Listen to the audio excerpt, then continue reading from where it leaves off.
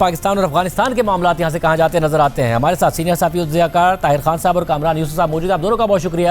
کامران یوسف صاحب، اب سے 8 سے 10 دن پہلے کی بات ہے کہ افغان وزیر داخلہ سراج الدین حقانی ایک اسٹیٹمنٹ دیتے ہیں کہ ہمیں اپنی کمٹمنٹس پتہ ہیں کہ ہم کسی ملک کے خلاف اپنی سرزمین نہ استعمال ہونے دیں.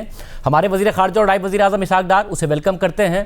پھر ان کے وزیر خارجہ امیر خان متقی بھی بات کرتے ہیں اور آپ کی اسٹوری آتی ہے جس میں آپ یہ بات کرتے ہیں کہ اپنے گہرے اختلافات کو ختم کرنے کے لیے ایک نئی مگر محتاط کوشش کرتے دکھائی دے رہے ہیں پاکستان اور افغانستان. اور حالیہ پیش رفت سے ظاہر ہوتا ہے کہ عوامی بیانات میں نرمی لانے کی دانستہ کوشش کی جا رہی ہے.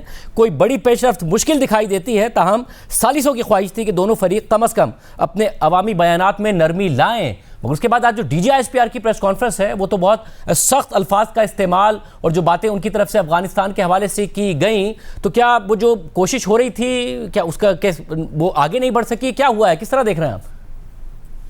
آئی تھنک اس کو اس طرح سے دیکھنے کی ضرورت ہے کہ یہ آپ کہہ سکتے ہیں کہ پاکستان کی جو پالیسی ہے، 2 pronged اسٹریٹجی ہے کہ ایک تو جو مذاکرات کے یا ڈپلومیسی کے دروازے ہم نے بند نہیں کیے، وہ تو ہمیشہ کھلے ہیں، but at the same time ایک کلیئر میسج پاکستان کی طرف سے افغان طالبان کے لیے کہ اگر یہ مذاکرات کامیاب نہیں ہوتے یا پاکستان کا جو 1 point ایجنڈا ہے کہ افغان طالبان کو فیصلہ کن کارروائی کرنا ہوگی، تمام جو پاکستان مخالف گروپ ہیں اگر وہ نہیں کریں گے تو پاکستان کے پاس تمام آپشنز موجود ہیں.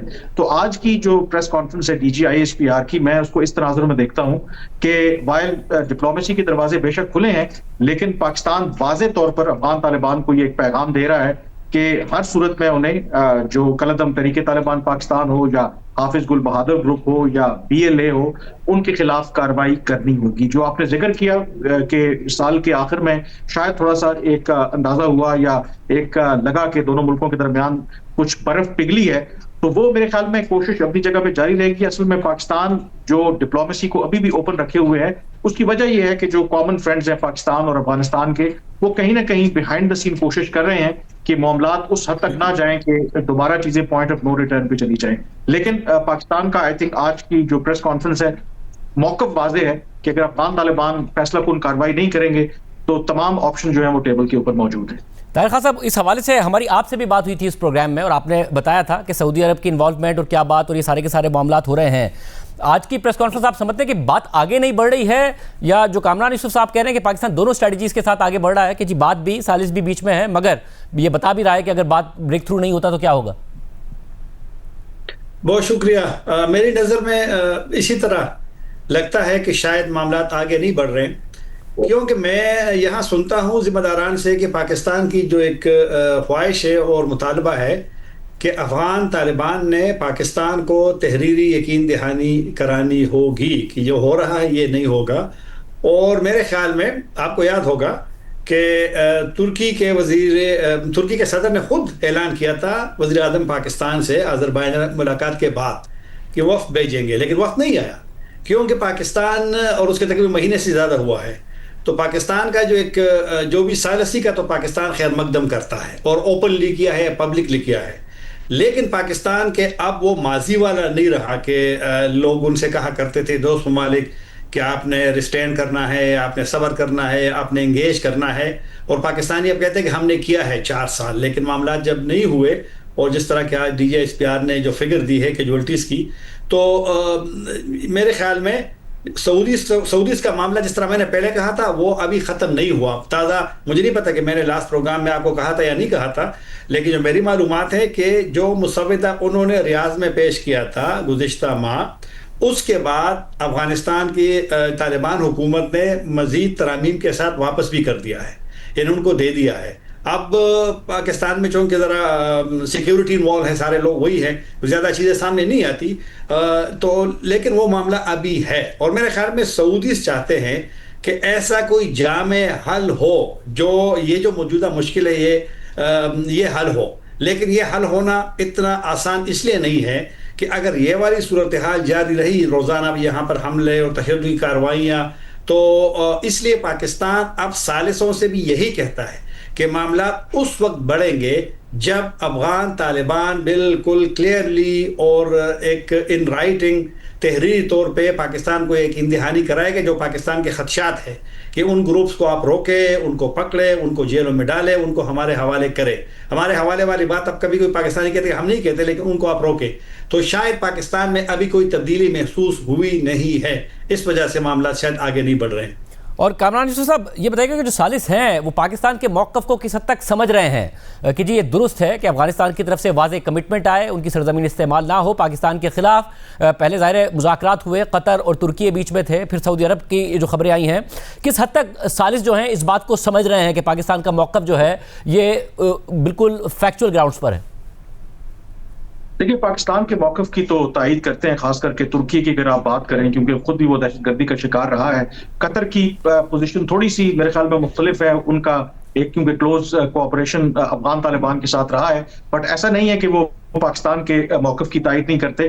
جو مین نقطہ ہے کہ یس افغانستان کی سرزمین پاکستان کے خلاف استعمال ہو رہی ہے، TTP وہاں سے آپریٹ کر رہی ہے، اس نقطے کے اوپر سارے متفق ہیں. حال ہی میں جو پاکستان اور چین کے درمیان اسٹریٹجک ڈائلاگ ہوا ہے، اس میں اگر آپ مشترکہ اعلامیہ دیکھیں تو واضح طور پر چین نے بھی پاکستان کے موقف کی تائید کرتے ہوئے یہ کہا ہے کہ افغان طالبان کی حکومت کو ویریفائبل ایکشن لینا ہوں گے، اور یہ جو دہشت گرد گروہ ہیں یہ ریجن کے لیے اور ہمسایہ ممالک کے لیے خطرہ ہیں، تو وہ انڈورس کرتے ہیں. فرق صرف اتنا ہے کہ اس کو حل کیسے کرنا ہے. جو پاکستان کے اور افغانستان کے جن کے ساتھ تعلقات ہیں، دوست ممالک ہیں، ظاہر ہے کہ وہ اس کا ایک سیاسی حل چاہتے ہیں. وہ چاہتے ہیں کہ طاقت کا استعمال اس کا حل نہیں ہے.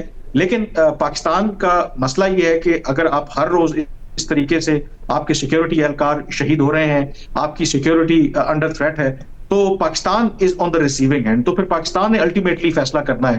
But over all I think کہ پاکستان کی اگر آپ اوور آل حکمت عملی دیکھیں، جو آج بھی DGISPR کی پریس کانفرنس تھی، اکتوبر کے بعد اگر آپ دیکھیں تو حالانکہ 2025 بڑا بدترین سال رہا، 10 سالوں کے اگر آپ نمبر دیکھیں، لیکن نومبر اور دسمبر میں جو نمبر آف ٹیررسٹ اٹیکس تھے اس میں کمی دیکھنے کو ملی ہے. مثلا نومبر میں 4% کمی، پھر دسمبر میں 17% کمی آئی. اور اس کی وجہ ایک پاکستان کا کہنا ہے کہ ایک تو بارڈر جو بند کیا ہے اس کی وجہ سے جو دہشت گردوں کی موومنٹ ہے اس پہ فرق پڑا ہے. دوسرا افغان طالبان کو بھی اس بات کا ادراک ہے کہ اب پاکستان اگر دہشت گردی کا کوئی بڑا واقعہ ہوگا تو پاکستان نے پروف کیا ہے کہ وہ کابل میں بھی ایون قندھار میں بھی جا کے کارروائی کر سکتے ہیں. تو یس جو ثالث ہیں وہ پاکستان کے موقف کی تائید ضرور کرتے ہیں، بٹ وہ سجیسٹ کرتے ہیں کہ اس کا حل جو ہے شاید طاقت کا استعمال نہیں ہے، بات چیت کے ذریعے معاملات کو حل کریں. طاہر خان صاحب اس سب میں ظاہر ہے آپ جو دہشت گردی کے حوالے سے اور جس طرح اضافہ ہوا اس کو رپورٹ بھی کرتے ہیں، اپنے ذرائع کے حوالے سے بھی بات بتاتے ہیں. خیبر پختونخوا حکومت اور وفاق یا ریاستی ادارے آمنے سامنے نظر آ رہے ہیں، چاہے وہ بیانات کی صورت میں ہو. اور خیبر پختونخوا کیونکہ سب سے زیادہ متاثر ہے، آج کچھ اعداد و شمار بھی شیئر کیے DGISPR نے.